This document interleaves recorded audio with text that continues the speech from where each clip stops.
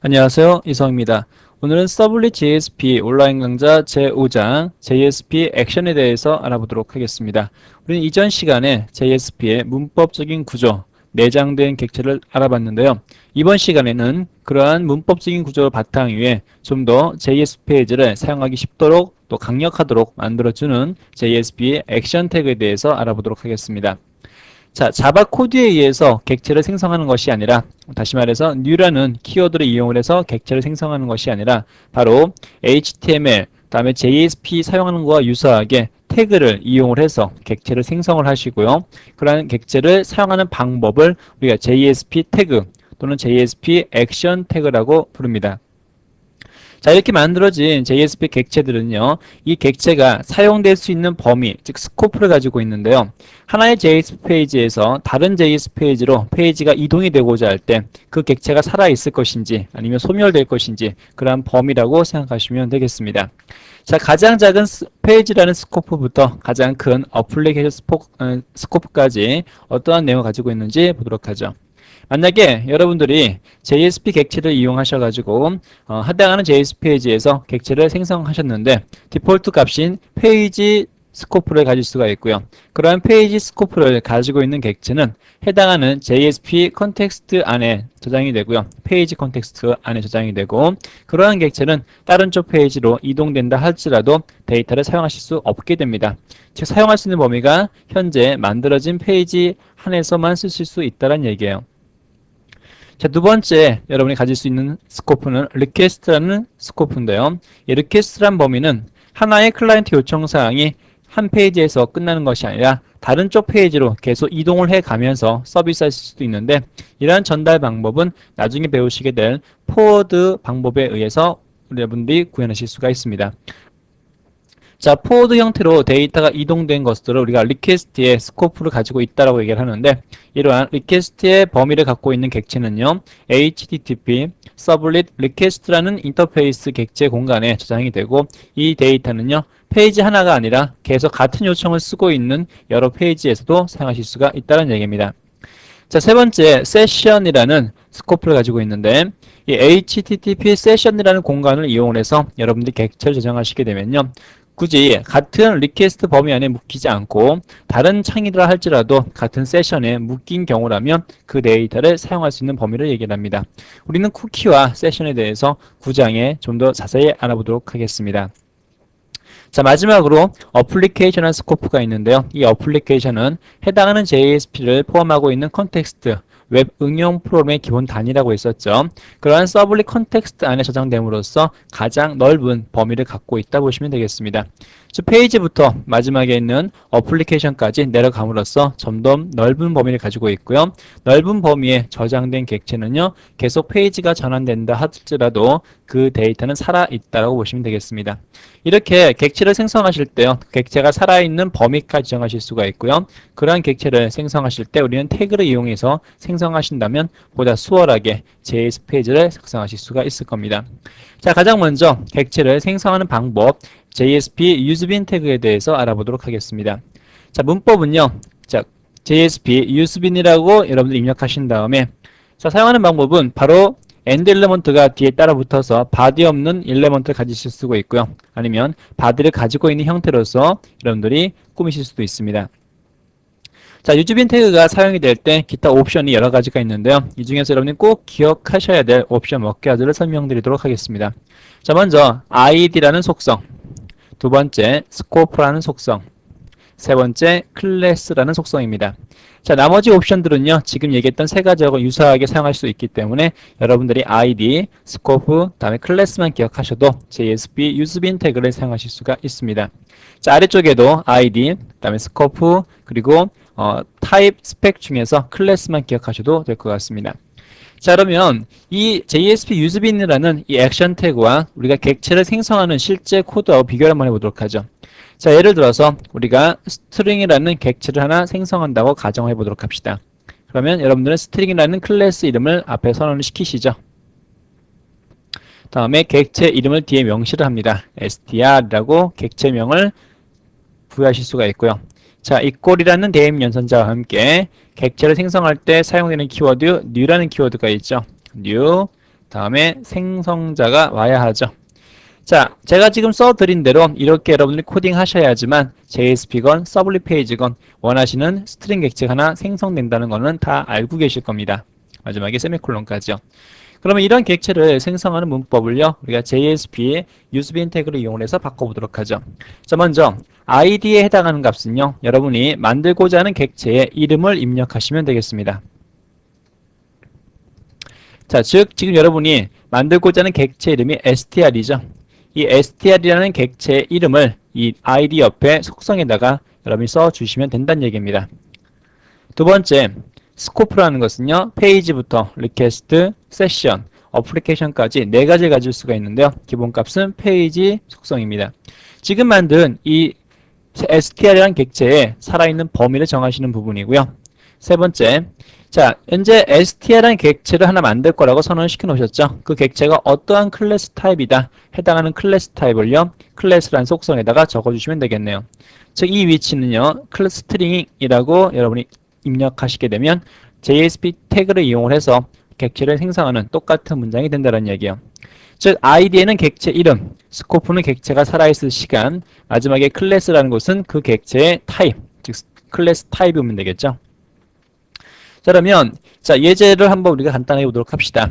자, 객체를 생성하는 부분에서 JSP 유즈빈 태그를 이용할 수 있다고 방금 설명을 드렸고요. 자, id는 객체 이름을 쓴다고 얘기를 했습니다. connection이라고 입력을 했습니다. 그리고 클래스라고 되어 있는 곳에는 그 객체가 가져야 될 실제 패키지 이름, 다음에 클래스 이름을 써주시면 되겠네요. myapp라는 패키지에 connection이라는 이름 가지고 클래스가 등록되어 있나 봅니다. 자, 그러면 첫 번째 있는 이 문장은요, 여러분들이 객체를 생성하는 실제 코드 아래쪽에 나와 있네요. myapp.connection 클래스 선언시켰죠. 두 번째, 객체의 객체 이름이 왔고요. 객체명. 세 번째, new라는 키워드와 함께 생성자가 왔네요. 첫 번째 라인과 이 두 번째 라인은 100% 똑같이 객체를 생성시켜주는 문장입니다.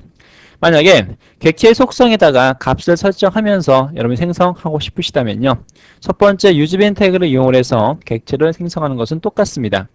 두 번째, 유즈빈 태그가 이제 empty element가 아니라 속을 가지고 있는, 즉 body를 가지고 있는 element, close element가 따로 존재를 하고요. 사이에는 JSP setProperty라는 액션 태그가 또 하나 왔습니다. 이 setProperty라는 액션 태그는 다음 장에서 좀 더 볼 테니까요. 지금은 메소드를 호출해서 그 데이터를 저장시켜주는 메소드라고 생각하시기 바랍니다. 자, name이라고 되어 있는 곳에는요, 우리가 사용할 객체 이름, 위에서 connection이라고 선언시켜놨죠. 객체 이름이 오고요. property라고 되어 있는 것은 메소드의 이름을 호출하시고요. 마지막에 value라고 되어 있는 이 속성 값에는 그 메소드에 저장시킬 실제 값이 됩니다. 이것을 자바의 코딩으로 옮겨 보시게 되면요, connection은 new connection, 객체 생성을 했죠. 그 다음에 두 번째 있는 이 문장이 바로 여러분이 보고 계시는 body에 해당하는, 즉 set property에 해당하는 액션 태그에 의해서 변환되는 문장입니다. 자, 객체가 가지고 있는 set time out이라는 메소드로 호출을 하고요. 매개 변수로 33이라는 데이터를 저장을 시켰습니다. 바로 두 번째 있는 이 문장이 아래와 같이 변경된 걸 아실 수가 있습니다. 그러면 자, 우리가 유즈빈 태그를 이용을 해서 객체를 생성을 해서 JSP에서 출력하는 예제를 하나 만들도록 하겠습니다. 먼저 본 예제를 실행하기 앞서 여러분이 가지고 있는 소스에 챕터 5번에 해당하는 소스를요, cho_web이라고 되어 있는 이 컨텍스트는 생성을 하시고요. 웹 컨텐트에다가 복사를 하시기 바랍니다. 복사를 했고요. 두 번째, 자바 소스라고 되어 있는 폴더가 생성이 되어 있겠죠. 이클립스에 WTS 플러그인을 사용하시게 되면 자바 소스라는 폴더와 웹 컨텐트라는 폴더가 생긴다고 얘기를 했었습니다.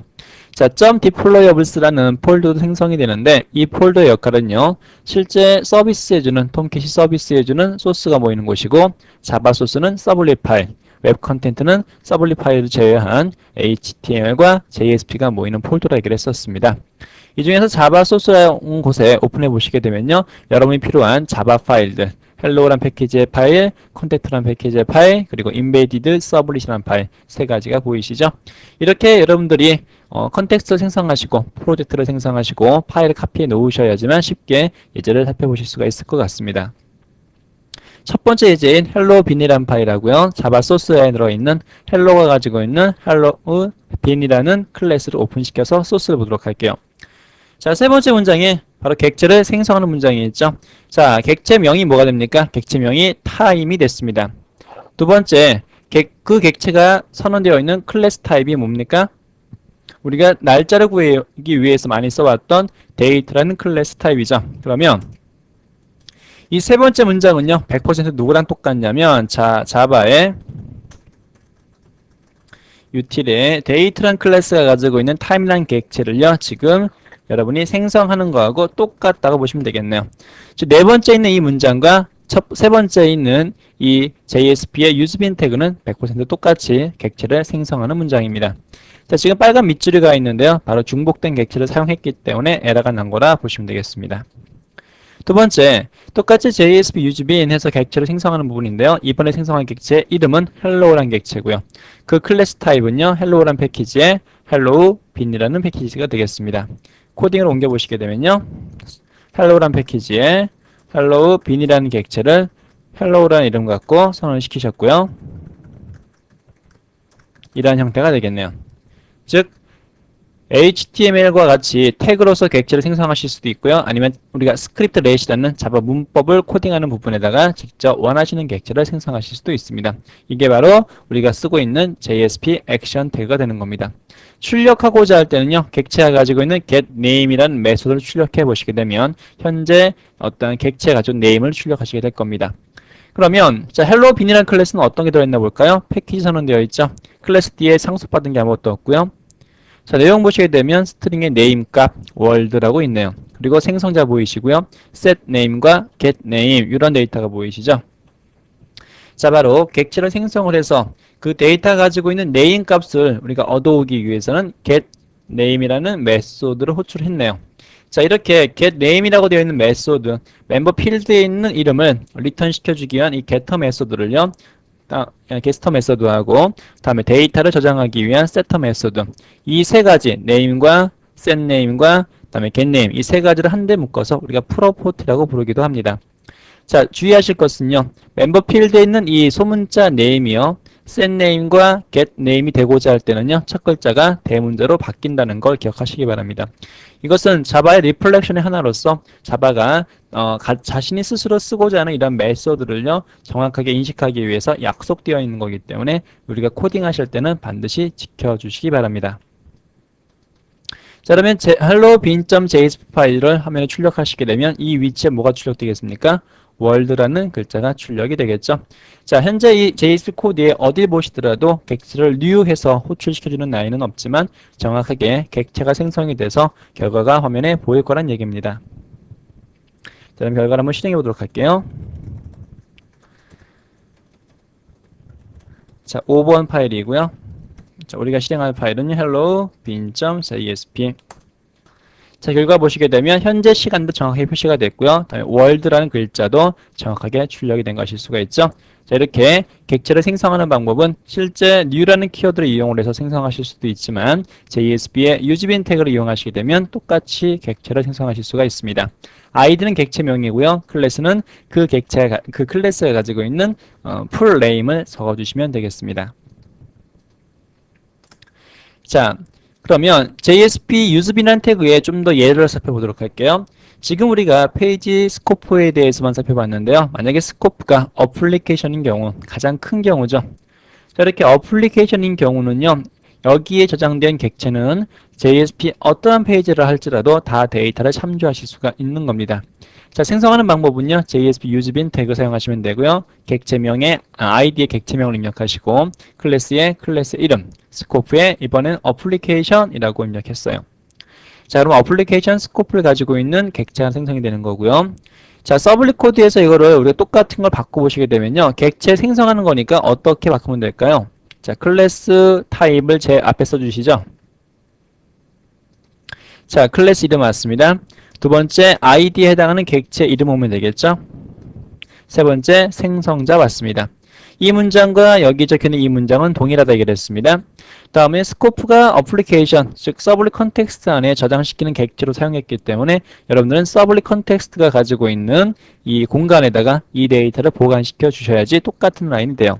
데이터를 보관시키고자 할 때 set attribute, 그리고 첫 번째 있는 것은 저장될 이름, 두 번째는 저장될 value가 된다 얘기를 했었습니다.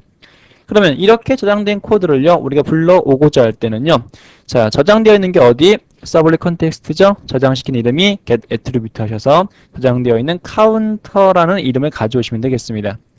자, 여기에 대한 리턴 값은요, 오브젝트이기 때문에 우리가 저장시켰던 타입, 카운터 타입으로 다운 캐스팅을 시키셔야지만 사용하실 수가 있겠네요. 자, 스코프에 대해서 세 가지, 여러분들 이렇게까지 해서 세 가지로 사용하실 수 있다는 거고요. 페이지는 기본입니다. 두 번째 액션 태그로서 set property 태그를 보도록 할게요. set property라는 태그는요, 조금 전에 만든 유즈빈 태그가 있어야지만 사용할 수 있는 액션 태그가 돼요.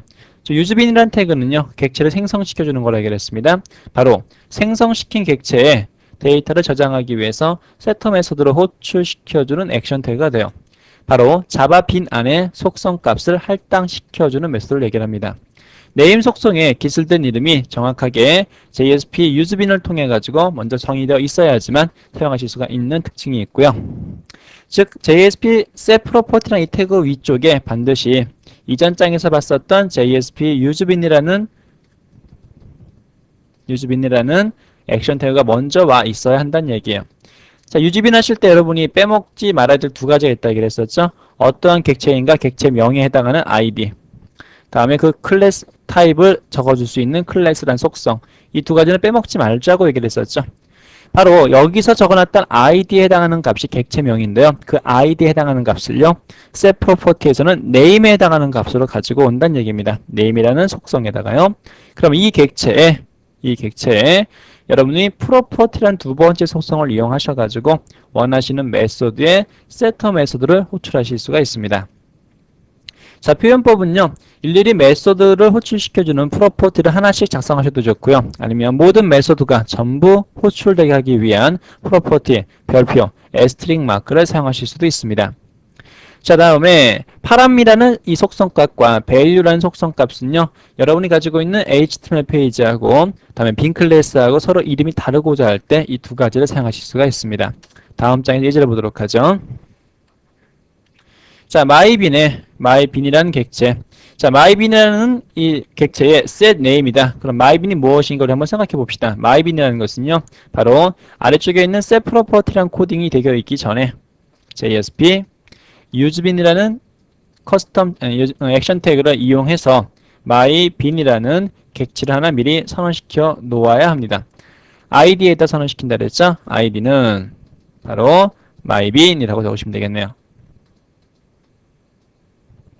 myBin이라고 적었습니다.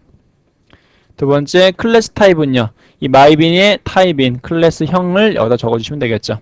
지금 어떤 용도인지 모르니까 그냥 클래스라고 적으시면 되겠습니다. 자, 이렇게 객체를 생성시켜주는 JSP 유즈빈 액션 태그가 먼저 와 있어야지만 예제 1번과 같은 set property 사용하실 수 있다는 얘기입니다. 바로 name에 해당하는 그 글자는요,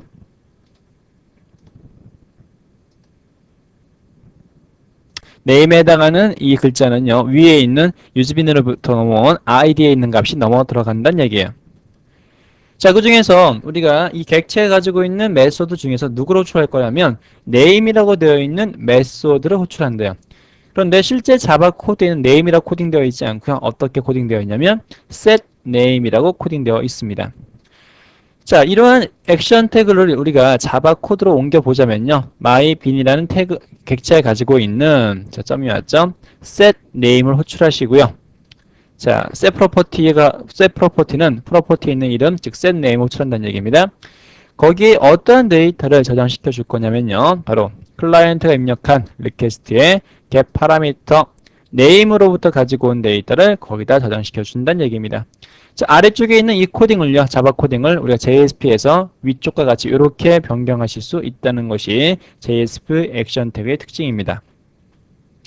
자, 두 번째, 자, 이렇게 get 파라미터로 넘어오는 데이터가 하나 이상, 10개일 수도 있고 100개일 수도 있는데 하나 이상의 데이터가 넘어온 경우에는 일일이 set 메소드를 호출할 것이 아니라 아래와 같이 JSP의 set property, name은 mybean, 객체 이름이 온다 얘기를 했습니다.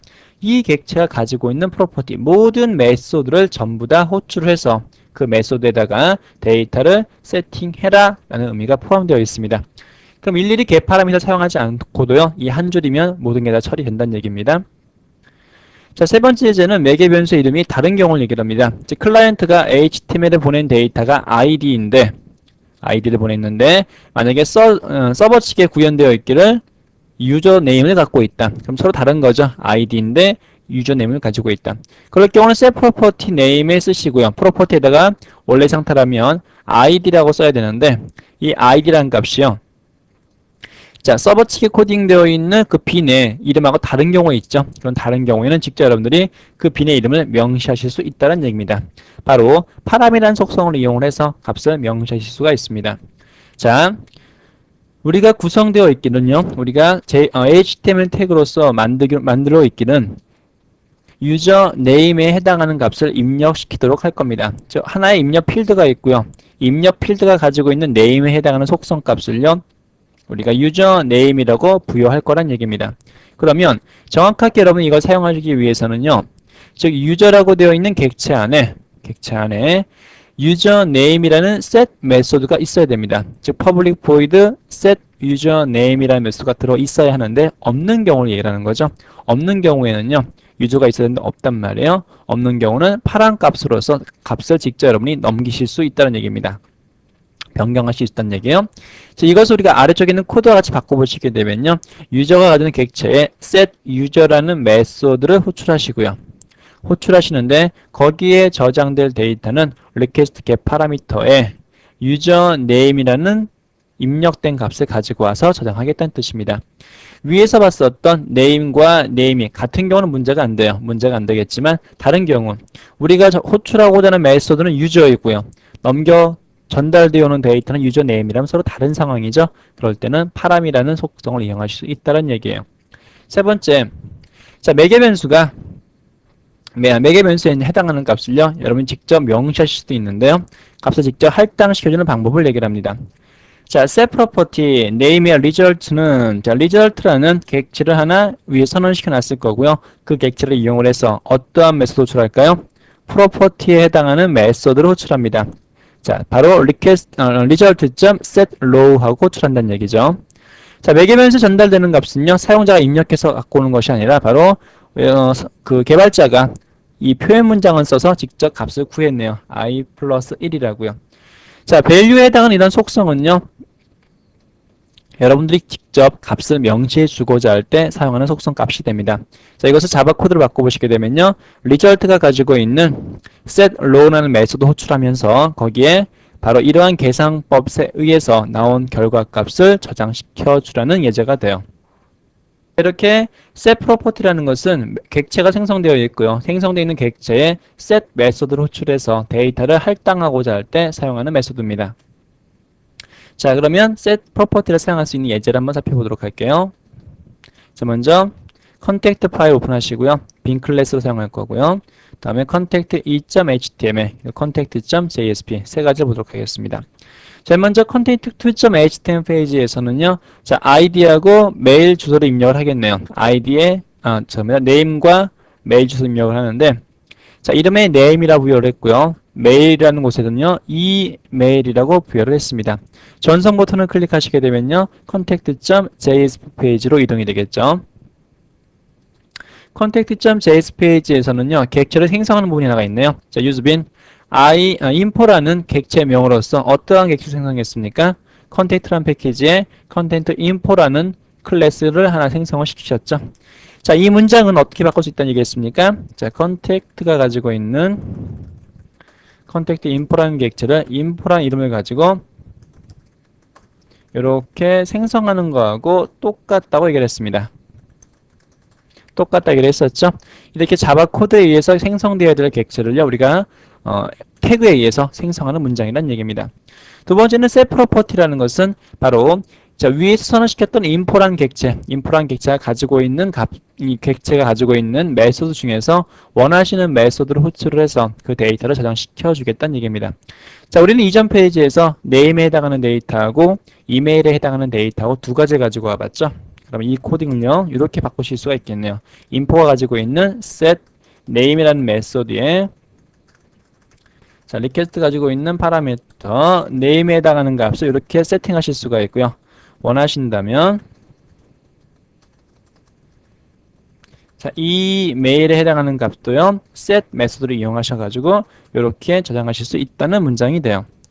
자, 즉 위쪽에 있는 문장과 아래쪽에 있는 문장은 정확하게 동일한데요. 여기에는 name 또는 이메일을 입력하지 않고 모든 데이터를 전부 다 전달하고 싶으시다면요. 앞에서 보시는 것 같이 별 플러스 하시게 되면 전부 다 전달이 된다는 뜻입니다.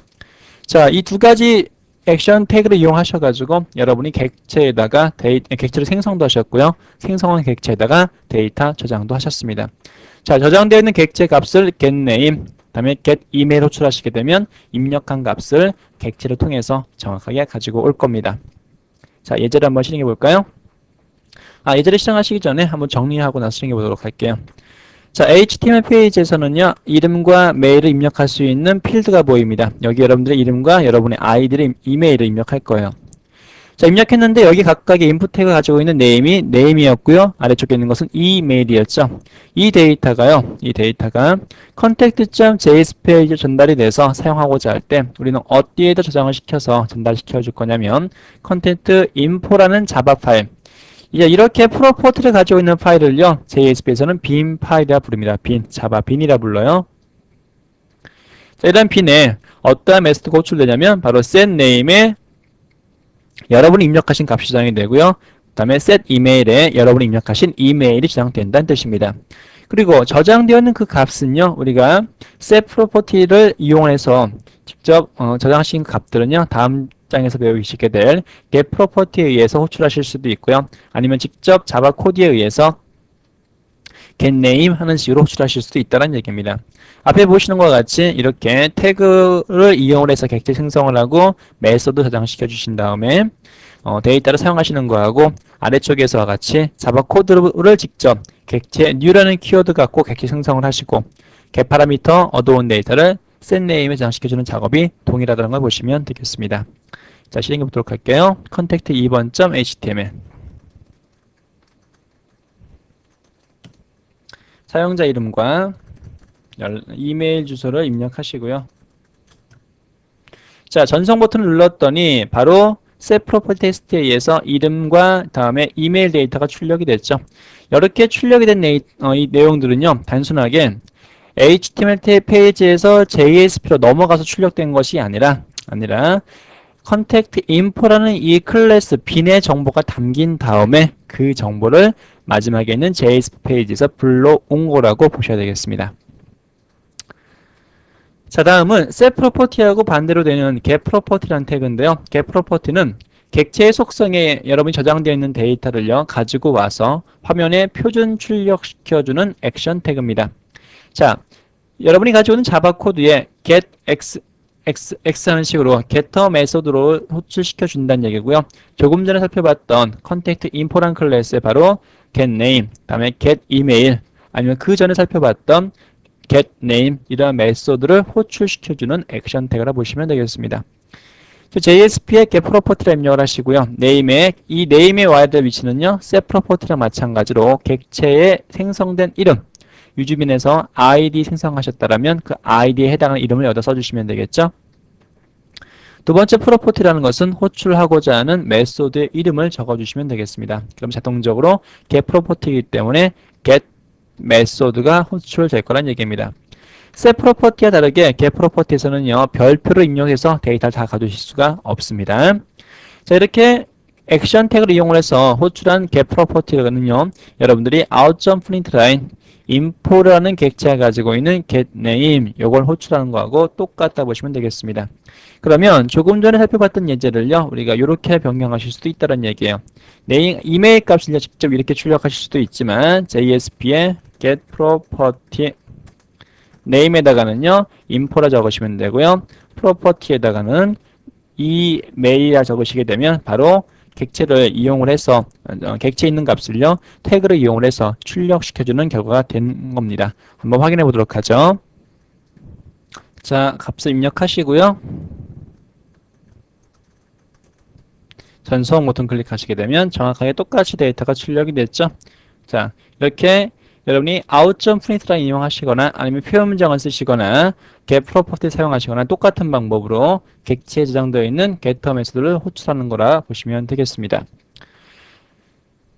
자, 그럼 우리는 지금까지 use bin, 그다음에 set property와 get property와 같이 객체를 생성을 하고 생성된 객체의 데이터를 할당을 하고 가져오는 세 가지 방법을 봤는데요. 자, 이제부터는요. JSP include, 그다음에 JSP plugin, JSP forward, 그리고 마지막으로 JSP 파라미란 태그를 이용을 해서 좀 더 유용하게 액션 태그를 사용해 보도록 하겠습니다. 자, 키와 값을 전달하기 위해서 사용하는 태그가 JSP 파람 태그인데요. 아래와 같이 include, 그다음에 plugin, 그리고 forward 같은 다른 액션 태그에 첨가가 돼서 쓰이는 것으로서 독립적으로 사용하실 수는 없어요. 반드시 include, plugin, forward에 같이 쓰이셔야만 하는 태그가 바로 JSP 파람 태그입니다. 자, 어떤 네임과 그 네임에 해당하는 값을 전달하기 위해서 사용하는 거라 보시면 되겠습니다. JSP 파람 태그고요. 네임에 해당하는 값, value에 해당하는 값 이렇게 각각 전달하시게 되면 네임에 해당하는 값을요. 우리가 get 파라미터 이용하셔가지고 똑같이 받으실 수 있다는 얘기입니다. 그러면 지금 얘기했던 include, plugin, forward에 대해서 알아보도록 할게요. 자, 먼저 JSP 플러그인이라는 태그부터 알아볼 텐데요. 해당하는 JSP 페이지가 웹브라우저의 종류에 따라서 다른 플러그인을 가지고 오기 위한 HTML 태그를 이용하는 것을 얘기합니다. 가장 쉽게 사용할 수 있는 것이 바로 애플릿을 JSP 페이지에서 불러올 수가 있다는 얘기인데요. JSP의 플러그인 태그를 사용하시게 되면 여러분이 애플릿 코드 이용하시게 되면 뭐 AWT라든가 스윙 같은 것들을 만드실 수가 있죠. 그러한 애플릿을 JSP 페이지에서 로딩해 와서 즉 include 해 와서 쓸 수가 있다는 얘기입니다. 자, 그러면 코드에는요. 여러분이 불러오고자 하는 클래스의 이름을 적으시면 되고 코드 베이스에는 그 클래스가 저장되어 있는 폴더 이름을 적어주시면 되겠습니다. 자, 아래쪽에 기타 옵션들은요. 여러분들이 그 JSP를 이용을 해서 애플릿을 불러오고자 할 때 애플릿의 크기라든가 기타 속성 값을 부여하는 것 아니면 아카이브, 자료로 저장되어 있는 경우는 그러한 아카이브를 이용해서 갖고 올 수 있는 경우를 얘기를 합니다. 자, 한번 우리가 플러그인을 이용을 해가지고요. 작성되어 있는 애플릿 코드를 JSP로서 한번 불러와 보도록 하겠습니다. 자, 사용될 파일은요. plugin.jsp 파일하고요. 자, 서블릿 파일을 우리가 오픈하시면 되겠네요. 자, plugin.jsp 페이지에서는요, JSP 플러그인이라는 플러그인이라는 JSP 액션 태그가 사용이 되었었고요. 자, 이 플러그인 안쪽에 보시게 되면 타입은 애플릿 불러올 겁니다. 우리가 불러오고자 하는 코드, 클래스 이름은요, plugin applet.class.class까지 다 명시하신다는 거 기억하시고요. 자, 애플릿은 어디에 저장이 되죠? 이 .class에 해당하는 애플릿 코드는요. 잘 기억하십시오. .class에 해당하는 애플릿 코드는 웹 INF에 저장되는 것이 아닙니다. 클래스 파일은 바로 HTML, JSP하고 똑같은 이 경로에 저장이 되어 있어야지만 애플릿 코드를 JSP에서 또는 HTML 페이지에서 사용하실 수가 있습니다. 이건 주의하셔가지고 저장해 주시기 바랍니다. 다시 돌아와서 자, 플러그인 applet.class 파일을 읽어올 거고요. 자, width 값 300, height 값 250 영역에다가 applet을 표시를 할 겁니다. 그런데 여기서 여러분들이 주의하실 게 하나가 있는데 바로 파람 태그가 쓰였다는 거죠. 파람 태그는요. 플러그인 안쪽에 쓰였는데 그냥 사용된 것이 아니라 파람 태그가 파람스라는 이 복수형에 해당하는 태그 안쪽에 와 있다는 거. 이 태그 없이 10번째는 이 태그만 그냥 와가지고는요. 에러가 나니까 주의하셔가지고 파람스 안쪽에 JSP 파람이라는 태그를 넣어준다는 걸 기억하시기 바랍니다. 네임의 데이터는 뭐뭐뭐 테스트입니다 라고 표시가 되어 있죠. JSP 플러그인 테스트입니다 라는 글자를 데이터라는 변수에 저장을 시켰던 얘기예요. 즉 플러그인 애플이라는 페이지를 호출을 할 때요. 파라미터 값으로서 데이터에 해당하는 파라미터를 JSP 플러그인 테스트입니다 라는 글자를 전달시켰던 얘기겠죠. 아래쪽에는 fallback이라는 것은 에러가 발생되었을 때 출력되는 문구가 됩니다. 그러면 플러그인 애플릿 파일을 볼까요? 자, J애플릿. 스윙을 이용한 애플릿이기 때문에 J애플릿 상속을 받았고요. 상단에 메뉴 같은 걸 출력을 시켰습니다. 뭐 스윙 파트이기 때문에 자세히 설명하지는 않을게요. 메뉴가 표시가 되고요. 메뉴 아이템 표시가 됐고요. 자, 중요한 것은 29번이는 이 문장인데요. 바로 get 파라미터를 이용해서 데이터 값을 얻어가실 수 있다는 얘기예요. get 파라미터 뭐가 저장돼 있을까? get 파라미터의 데이터를 호출하시게 되면 어떤 값이 저장될까요? 바로 플러그인 JSP에서 입력했던 요 네임 값, 데이터에 해당하는 밸류 있죠? 그 테스트입니다 라는 글자가 전달된다는 얘기입니다. 바로 데이터라는 공간 안에요. 그 데이터를요, 우리가 JText 에어리에 출력을 시켜서 화면에 표시를 할 겁니다. 자, 플러그인 애플릿 파일 컴파일 시키신 다음에 반드시 JSP하고 동일한 위치에 카피 놓으셔야지만 실행된다는 거 기억하시고요. 한번 실행해 보도록 하겠습니다. 플러그인.jsp 파일.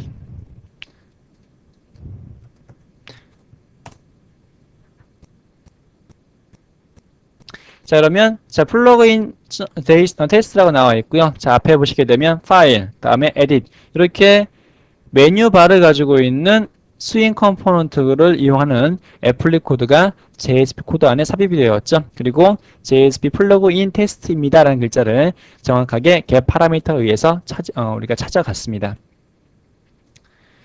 확인되셨습니까? 자, 그러면 다음. 자, 이제 두 가지가 남았는데요. 바로 forward라는 거하고요. 다음에 include라는 두 가지가 남았습니다. 자, forward라는 것은요. 현재 클라이언트 요청을 다른 쪽으로 이동하고자 할 때, 디스패치하고자 한다고 이야기를 하는데요. 디스패치하고자 할 때 사용하는 태그가 JSP forward라는 태그입니다. 우리가 페이지를 이동하기 위해서 사용할 수 있는 부분이 A 태그, 앵커 태그죠. 앵커 태그를 이용해서 이동을 시켜줄 수도 있고요. 링크를 클릭하셔가지고 아니면 예전에 봤었던 메타 태그를 이용해서 우리가 다른 쪽 페이지로 이동하실 수도 있었고요. 가장 많이 쓰는 방법 중에 하나가 자 클라이언트 응답을 담당하는 리스판스 객체. 바로 이 리스판스 객체에 send, redirect라는 메소드를 이용해서 현재 요청을 다른 쪽으로 전환시킬 수가 있었습니다. 그런데 자 이렇게 send redirect라든가 아니면 A 태그를 이용하시던가 그런 방법을 가지고 다른 쪽 페이지로 이동을 할 때는요 중요한 것이 클라이언트 요청, 이전에 있었던 클라이언트 요청을 가져가지가 않는다는 얘기입니다. 즉 전혀 새로운 페이지가 된다는 얘기예요. 하지만 지금 하고 있는 포워드 방법을 이용하시게 되면요 여러분들이 정확하게 클라이언트 요청, 즉 리퀘스트를 계속 가지고 가실 수가 있다는 얘기입니다. 예를 들어 페이지가 두 가지가 있어요. 페이지가 세 가지가 있다고 가정합시다. A, B, C 세 가지의 페이지가 있는데요. A라는 페이지에서 B라는 페이지로서 데이터를 전송을 시켰습니다. 자, 아이디하고 패스워드를 입력을 해서 우리가 submit 버튼을 눌러가지고 로그인했다 가정을 합시다. 자, B라는 페이지는요, 당연히 아이디 값과 패스워드 값을 알고 있을 거예요.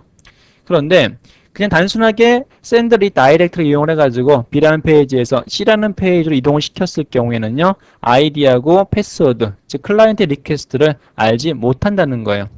하지만 여러분들이 B라는 페이지에서 C라는 페이지 이동을 할 때 포워드 방식, JSP, 포워드 방식을 이용하시게 되면요.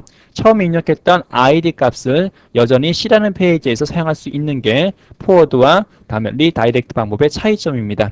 즉 리퀘스트가 살아있는지 살아있지 않는지에 대한 차이점이니까요. 반드시 구별을 해주시기 바랍니다. 사용하는 방법은요. JSP 포워드 이용하셔가지고 이동될 페이지 이름은 우리가 URL을 입력하실 수가 있고요. 아니면 바디 부분을 가지실 수가 있는데 파라미터를 전달하기 위해서는 플러그인과 마찬가지로 파람 태그를 이용하실 수가 있습니다. 다음에 세 번째, 여러분이 원하시는 값을요. 직접 이렇게 스트링 값, 즉 스크립트 렛이라는 스트링 값에다가 저장을 시키신 다음에 그 값을 표현 문장을 이용하셔가지고 출력시켜도 똑같이 원하시는 페이지로 이동이 될 겁니다.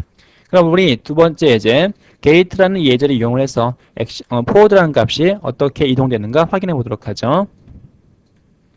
자, 먼저 gate.html에 gate.jsp, ko.jsp, en.jsp.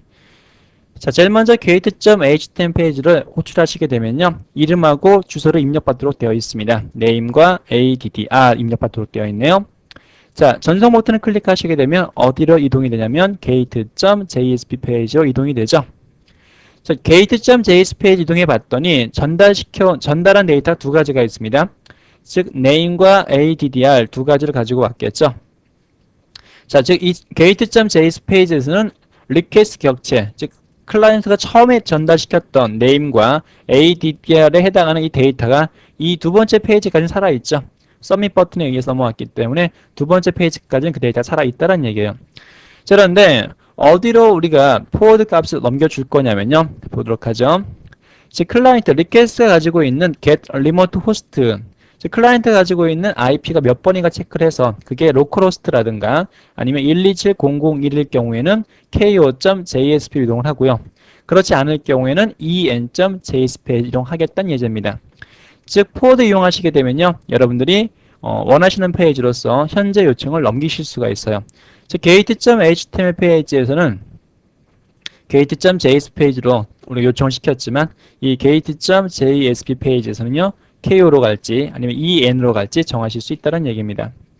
포워드를 이용을 해서 이동하고자 할 때 파람 태그 값을 전달시킬 수가 있다고 얘기했었죠. 랭에 해당하는 값을 우리가 여기다가 English 또는 한국어라고 입력해서 전달시켜 주도록 하겠습니다. 그럼 여러분들이 로컬호스트라든가 12700을 이용해서 데이터를 요청시켰을 경우에는요. KO 페이지, 즉 코리안 사이트로 가서 한글로 이런 데이터가 보이겠습니다. 랭귀지, 다음에 네임, 처음 입력한 값이죠. 어드레스, 처음 입력한 값이었어요.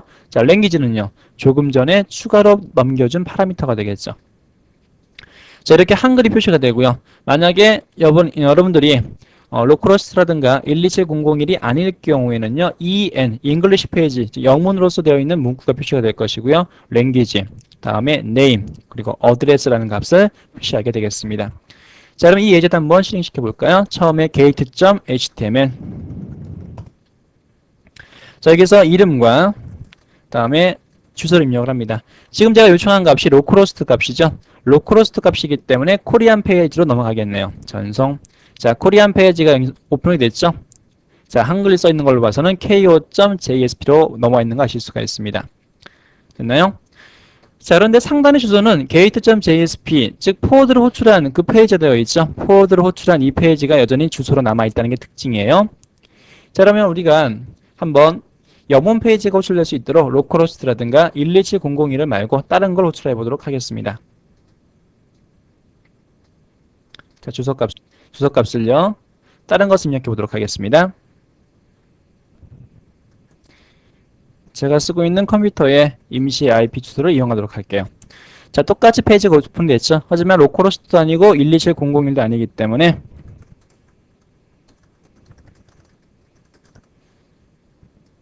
자, 이 데이터는요. 영문에 해당하는 페이지가 오픈이 됐네요. 아까 조금 전에 봤었던 한글로 되어 있는 페이지와 다르게 영문으로 되어 있는 페이지가 오픈이 되어 있죠. 그래서 여러분들은 gate.js 페이지에서는요. 코리안 페이지로 갈 것인지 잉글리시 페이지로 갈 것인지 판단을 해서 각각 적절한 포워드를 할 수 있는 게 특징이었습니다. 다음에 마지막으로 이 포워드라는 것은요. 상단의 주소를 보시게 되면 우리가 KO 페이지인지 다음에 코리안 페이지인지 표시가 안 되고 처음에 요청된 그 페이지가 그러니까 불려졌다는 거 아실 수가 있죠. 이것도 하나 기억하시고요. 다음에 포워드 이용하시게 되면 제일 처음에 입력했던 이 요청도 포워드로 넘어온 데이터까지는 여전히 그 데이터가 살아있다는 걸 기억해 주시기 바랍니다. 자, 만약에 포워드로 이동하지 않고 다른 방법으로 이동해 보도록 할까요? 예를 들어서 자, 리스판스에 send, redirect라는 메소드를 이용했다 가정을 해보도록 합시다. 자, 얘를 이용하시게 되면요. 우리가 to where라는 페이지로 이동했다 가정하시고요. 자, 이렇게 to where로 이동했을 경우에는 어떻게 나오는 거 볼까요? 자, 사용자 이름 입력하시고요. 주소 입력하시고요. 자, 입력하신 다음 전송 버튼 클릭해 보겠습니다. 그랬더니 어디로 가나요? 영문 페이지가 오픈은 되는데 다 널 값이 들어가 있죠. 자, 리다이렉트 방법은요. 처음에 요청한 클라이언트 정보가 우리가 가고자 하는 코리안 페이지하고 잉글리시 페이지까지 살아있지 않는다는 게 특징이에요. 즉, 리다이렉트 넘기시게 되면요. 코리안 페이지하고 잉글리시 페이지에서는 get 파라미터로서 이러한 데이터를 못 받는다는 얘기입니다. 그래서 여러분들이 리퀘스트를 계속 살아있게 하고자 하신다면요. 리다이렉트 방법이 아니라 반드시 포워드 방법으로서 데이터를 넘기셔야겠네요. 자, 그러면 5장의 마지막으로서 우리가 include 태그에 대해서 알아보도록 하겠습니다. 자, include라는 것은요. 예전에 비슷한 거 한번 살펴본 적이 있습니다. %골뱅이로 시작을 하고요. include라고 쓰는 include 지시어에 대해서 알아본 적이 있었습니다. 하나의 페이지에서 다른 쪽에 있는 페이지 내용을 삽입해서 쓰고자 할 때 쓰는 방법이었는데요. 동일한 컨텍스트에 있는 정적인 페이지 또는 동적인 페이지를 현재 이 코딩이 써 있는 페이지에 삽입하고자 할 때 사용합니다. 자, 사용하는 방법은요. JSP include를 이용하셔도 좋고요. 페이지에 여러분이 삽입하고자 하는 URL 주소를 입력하시면 되고요.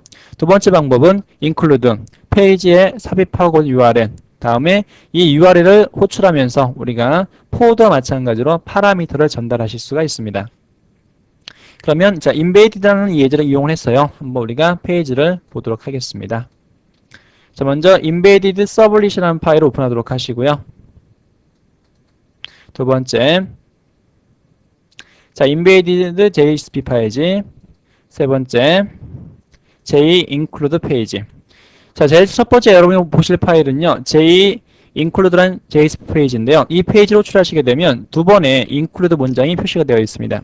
하나는 어떤 걸 include 시켜줄 거냐면 sublet 페이지를 include 시켜줄 거고요. 그 아래쪽에는요, embedded.jsp라는 페이지를 include 시켜줄 겁니다.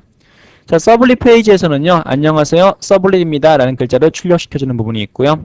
인베이드 페이지에서는요, 안녕하세요, 인베이드 JS 페이지입니다 라고 어떤 호스트에서 호출하셨습니다. 그런 글자가 출력되게끔 되어 있네요. 즉, 서블릿 페이지하고 인베이드 JS 페이지하고 혼합을 해서 하나의 페이지를 우리가 완성시켜주는 include를 테스트해 보도록 하겠습니다. 자,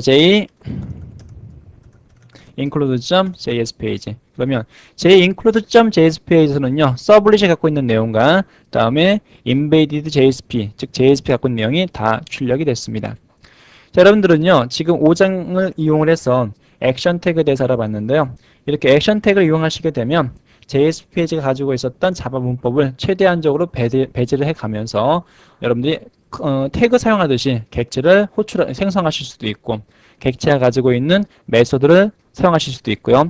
다양하게 페이지를 이동시켜 준다거나 아니면 어떠한 페이지를 삽입시켜 준다거나 아니면 애플립과 같은 자바 코드를 불러오신다거나 그러한 다양한 작업을 하실 수가 있습니다. 자, 다음 시간에는요, 그러니까 이 JS 페이지에서 데이터베이스를 연동할 수 있는 방법에 대해서 알아보도록 하겠습니다. 수고하셨습니다.